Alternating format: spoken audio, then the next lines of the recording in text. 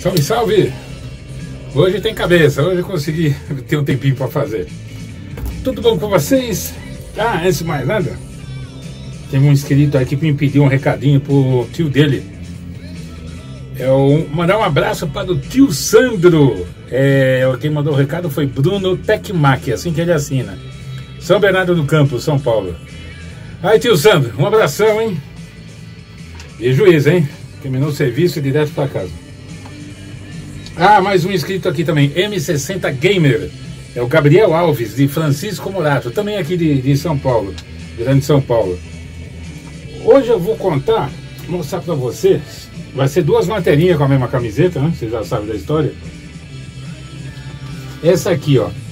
Eu vou começar. Em 92 para 93, o Luciano do Vale tem o programa da Band, Show de Esporte.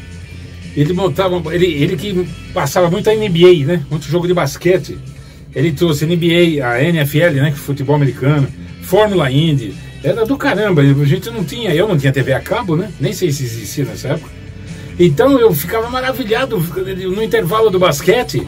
Ele estava transmitindo, era um jogo do... Eu até marquei aqui para vocês. Quer ver? É um jogo do time do Charles Barkley. Eu acho que é o Phoenix... Não, é o Golden State Warriors contra o Phoenix Suns. Phoenix Suns acho que é o time de Charles Barkley. Aí no intervalo, o que o Luciano do Vale fez? Ele deixou o sinal internacional da ESPN correndo solto. Eu já estava gravando em VHS. Eu fiquei maravilhado, porque eu pagava um mico para a TV americana. As chamadas de esporte da ESPN, vocês vão ver aí. Gente, isso foi feito em 92 para 93. O sobe-som, que eu já expliquei aqui para vocês o que é. O som ambiente que eles colocam na chamada. Tem chamada que não tem texto. É só som ambiente. E aí entra o narrador no final, só dando o nome da ESPN, internet, não sei lá o que. Mas não tem aquele que você vê aqui, né? Os caras da Globo, da Record, da Band. Não, é tudo com sobe-som. E tem uma chamada... Uma chamada da NFL, cara, naquela época eu ensopei os olhos, eu queria ter sido editor daquilo ali, porque eles pegaram imagem do ano inteiro. Tem imagem da época do inverno, do verão, tem cada baita big close, e você vê que a película, né, eles fizeram em filme, 16mm, né, não foi VT, dá para você perceber pela qualidade. Hoje em dia você tem como dar textura de filme e película em imagem de VT, tudo através de computador você faz. De Photoshop você deixa a qualidade de filme antigo, já viu com aqueles risquinhos. Mas na época não, era 16mm. E os caras fizeram, imagina o trampo de checar as imagens da temporada toda e escolher para montar esse clipe. Tudo também com som ambiente. Putz, tem um big close do suor do cara pingando pelo capacete, aquela condensação do ar dele no frio que sai aquele, como se fosse um vapor da boca. Outro, um quarterback correndo, você via a câmera, o olho dele passeando em câmera lenta dentro do capacete para se livrar dos marcos. Não, os pelos ficam aqui em cima, gente. Ó, 1992 para 93, olha o que os caras faziam de chamada.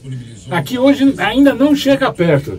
Então eu queria compartilhar isso aí com vocês. Eu falei, deixa eu fazer uma cabecinha para mostrar isso aí, né? Muito legal. Eu, pelo menos, curtia muito esses esportes americanos. E não tem nada melhor. NBA, basquete é o deles. NFL nem se fala. Pô, brincadeira. Fui.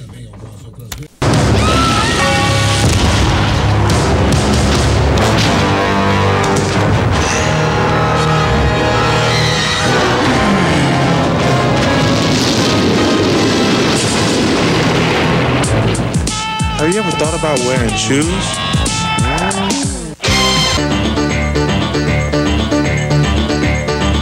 It's impossible to watch all the NFL action on Sundays. Right? Wrong. See every bone-crushing hit, every big score, and every key play from every game in just 60 minutes of non-stop excitement. Football's fastest hour when you're hungry for action. NFL Prime Time, Sunday night at 7 Eastern on ESPN International.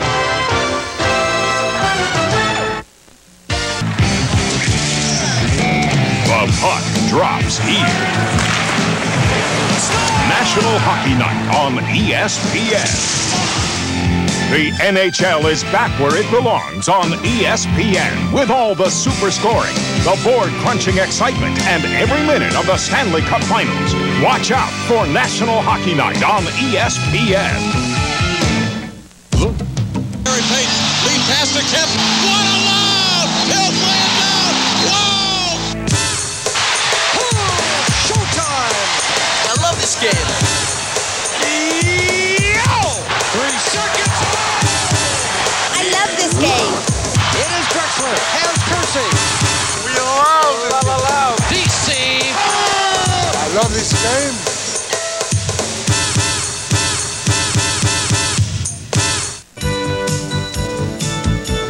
Happy holidays from ESPN.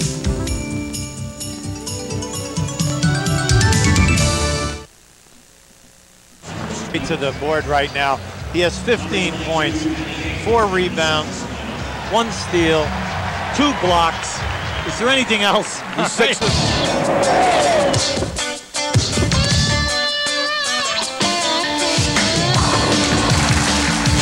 The greatest sports America has to offer keeps you tuned in to ESPN, like NCAA basketball.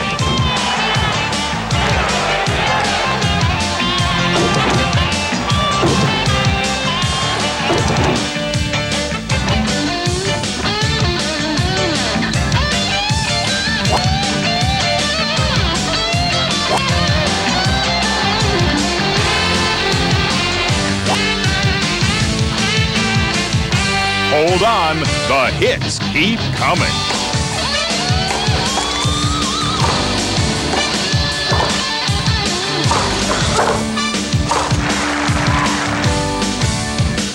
ESPN, the Total Sports Network. We have nothing to fear except high cholesterol itself. Oh, soldiers never die. They just watch their cholesterol. Watch your cholesterol and carry a big stick. How many times do we have to tell you? Have your blood cholesterol level checked and lower it by eating foods with less saturated fat and cholesterol. Chicken in every pot, but without the skin. 1, 2,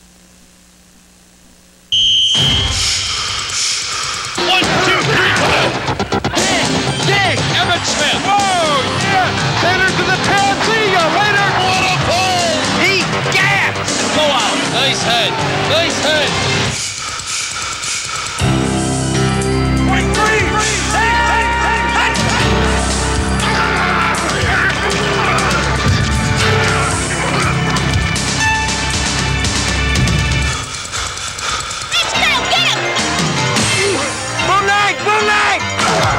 Come on, defense! That's an awesome play. Tighten up, get up! See if we can get you guys excited today. Here comes a rush. He looks, he airs it out.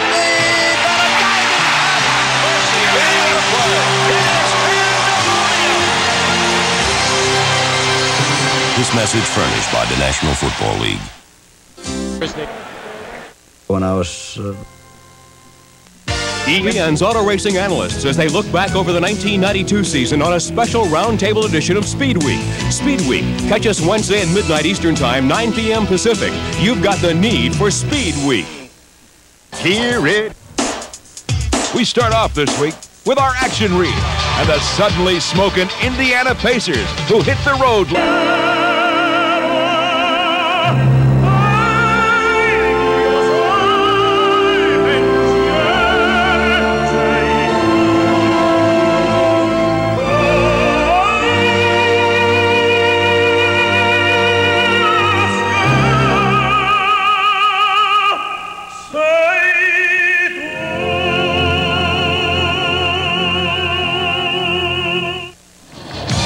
The international service of ESPN, the Total Sports Network. Also from the fact that he's having a terrific rebound. Suns with their biggest lead of the Clippers. Jackson leaves it for Norman, the two-hander. The Pacers are coming apart at the seams. They can't get to the locker room soon enough.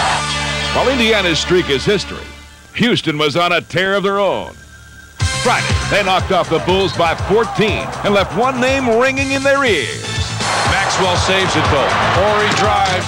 Cross court. Horry finds Horry. Gives it back to him. He drives and slams. It's done it all night. I think it's over for the Bulls. Bulls, you just look at their face now. They just look like they don't know how to handle it. Saturday night, the Rockets' roadshow continued with a stop in Minnesota. Rockets going for their 4th win in a row. Against the T-Wolves, Hakeem assumed his customary leading role as the Rockets cruised to an easy win. Oh, Elijah Wan goes right by Longley like he's standing in cement. Brooks gets a lane, off to Hakeem for the slam. The Rockets went out and took care of business in a very professional manner here tonight. As hot as Houston was, nobody could top the Phoenix Suns, who blistered their way through an East Coast road swing. Barkley buried the Hornets on Wednesday, then entered the Magic Kingdom 2 days later, where even Saquille couldn't slow down the Suns.